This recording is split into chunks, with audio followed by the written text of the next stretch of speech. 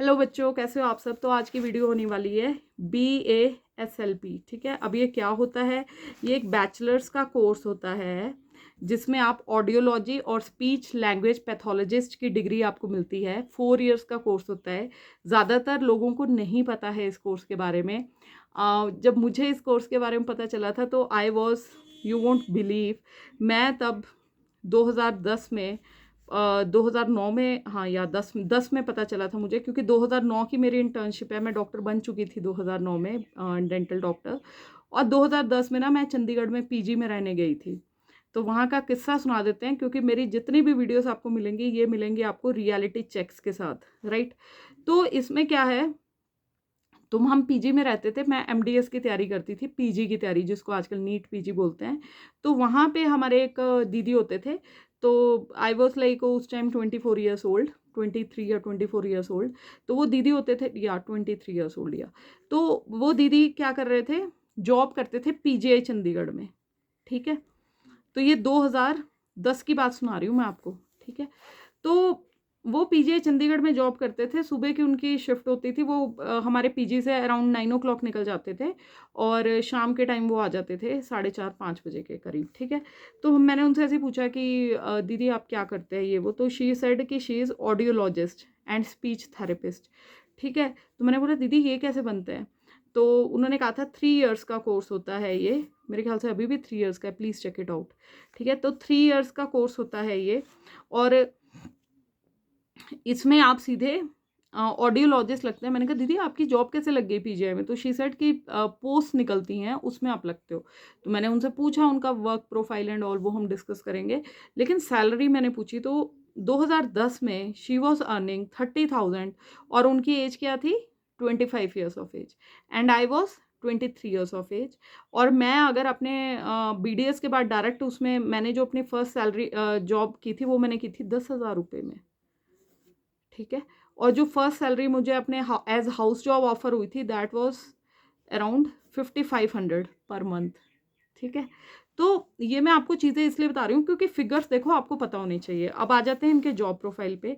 तो ऑडियोलॉजिस्ट और speech therapist ये ऐसी चीज़ें हैं जो आप लोग बच्चों को भी नहीं पता होंगी। सबसे पहली बात है कि इसकी एक तो जॉब प्रोफाइल की बात करें। ठीक है, जॉब प्रोफाइल क्या होता है कि ये जो बच्चे जन्म से जैसे पैदा होंगे तो कुछ डेफ बच्चे भी पैदा हो जाते हैं। कई बच्चों का क्लेफ्ट लिप होता है, यहाँ से लिप अच्छे से फॉर्म नहीं हुआ होता। क्लेफ्ट पैलेट होता है, पैलेट जो अंदर बना है वो फॉर्म नहीं हुआ होता, उनको बोलने में तकलीफ आती है। तो और कुछ बच्चे लेट बोलना शुरू करते हैं। आजकल बड़ा कॉमन हो गया है क्योंकि सब मोबाइल्स में घुसे हुए हैं, पेरेंट्स वर्किंग हैं, बच्चे को मोबाइल में घुसाया होता है। तो बच्चों में ना बहुत ही कॉमन है कि उनमें स्पीच की प्रॉब्लम्स आ रही हैं, वो बोलने में ना बहुत लेट हो रहे हैं। ठीक है, और एक और होता है इसमें निकू में जो बच्चे होते हैं। ठीक है, नियोनेटल आईसीयू, ये जो बिल्कुल जन्म से जो बच्चे बहुत ही लो वेट के बच्चे जो पैदा होते हैं ना, तो इनको निकू में रखा जाता है। तो ऐसे बच्चे जब धीरे धीरे जब इनको निकू में डॉक्टर्स की केयर होती है, उसके बाद जब ये बड़े हो जाते हैं ना, उसके बाद ऐसे बच्चों को भी ना बड़ी ज़रूरत पड़ती है स्पीच थेरेपी वगैरह की, जब ये लोग केवल लेट बोलना शुरू करते हैं। ठीक है, तो आपका अब वर्क प्रोफाइल क्या रहता है कि बच्चों को एक ऑडियोलॉजी, ऑडियोमेट्री के भी टेस्ट करते हैं, डेफनेस वगैरह के आप लोग टेस्ट करते हैं, और स्पीच बोलने की थेरेपीज देते हैं आप बच्चों को। ठीक है, एक तरह से ऑक्यूपेशनल थेरेपी भी बोल सकते हैं इसको। तो उसमें ना आप लोग बड़ा, उसमें आप लोगों का रोल होता है। और प्लस ये हो गया है क्योंकि इंडिया में स्पीच थेरेपी का एक तो पहले कोर्स ऐसा है कि सीटें बड़ी कम है, दूसरी बात है कि बच्चों को इसके बारे में नहीं पता, तो तीसरी बात है कि इंस्टीट्यूशंस में अपना इसकी जो जॉब अपॉर्चुनिटीज़ है ना वो बढ़ने लग गई हैं धीरे धीरे, जैसे जैसे लोगों को पता चल रहा है। और आप जान के हैरान होंगे, मेट्रोस में जो बड़े बड़े शहर हैं वहाँ पे कुछ स्पीच थेरेपिस्ट ऐसे हैं जिनको काम करते करते 10-10 साल हो गए हैं, और वो साल का ना अपना आराम से 40-50 लाख रुपए कमा रहे हैं। और मंथ की बात करें 3 to 4 lakhs उनके पर मंथ आराम से बन रहे हैं, क्योंकि कोलैबोरेशंस रहती हैं आपकी, पीडियाट्रिशियन से आप मिलते हो।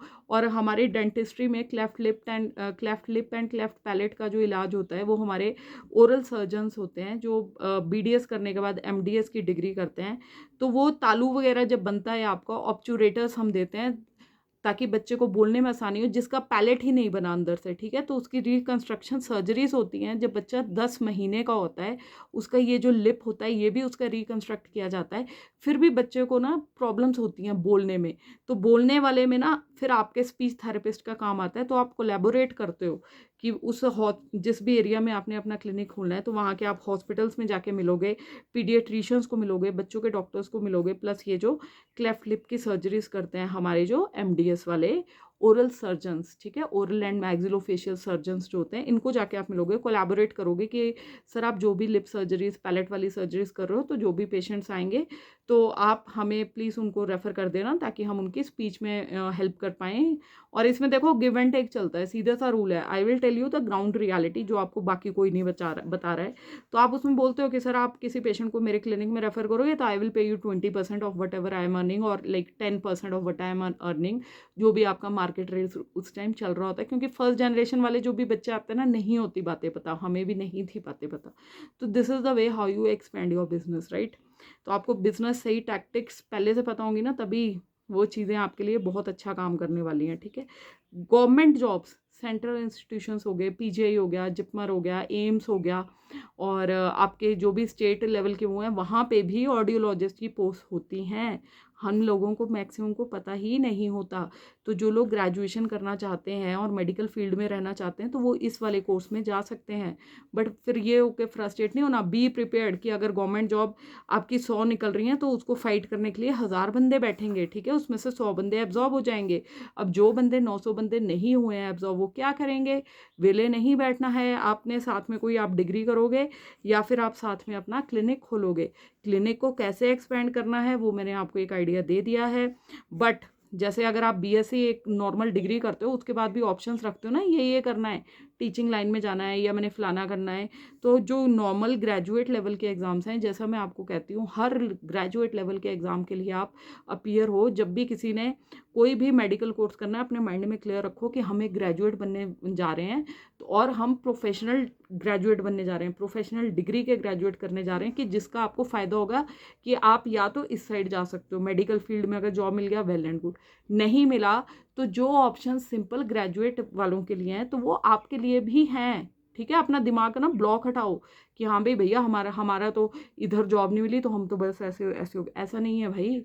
तो जो नॉर्मल ग्रेजुएट वाले बच्चे कोई भी एग्ज़ाम्स फाइट कर रहे हैं, एसएससी सीजीएल कर रहे हैं या बैंक पीओ के कर रहे हैं, क्लैरिकल एग्ज़ाम्स फाइट कर रहे हैं, या फिर साइंटिस्ट वगैरह के एग्ज़ाम्स निकलते रहते हैं, बीच में रिसर्चर के एग्ज़ाम्स निकलते रहते हैं, या फिर बाकी डिपार्टमेंट्स के एग्ज़ाम्स होते हैं, है ना। तो और अपनी स्किल्स को रिफाइन करो, अपने साथ कोई ना कोई डिग्री ऐड करो, ठीक है। घर में भी बैठे हो, अगर क्लिनिक भी खोलते हो, आजकल तो ऑनलाइन कितनी डिग्रीज आ गई हैं, एमबीए वगैरह कर सकते हो आप ऑनलाइन, ऑनलाइन एमएस कर सकते हो, एमएससीज कर सकते हो, बहुत कुछ ऑनलाइन है। तो देखो अपना दिमाग को खोलो, होराइजन को खोलो, ठीक है। एंड बाकी होप आप सबको ये वीडियो अच्छा लगता है तो do like subscribe and share. And अगर कोई आपको प्रॉब्लम्स हैं आप कमेंट बॉक्स में लिखिए, I will try to answer them. जिसको वीडियो चाहिए होती है आप लिख दिया करो, वीडियो बना दीजिए मैम, तो I will try to sort out your problems by making videos, right. बाकी भगवान सबका भला करे। हर हर महादेव, जय श्री राम, गुड लक बच्चों।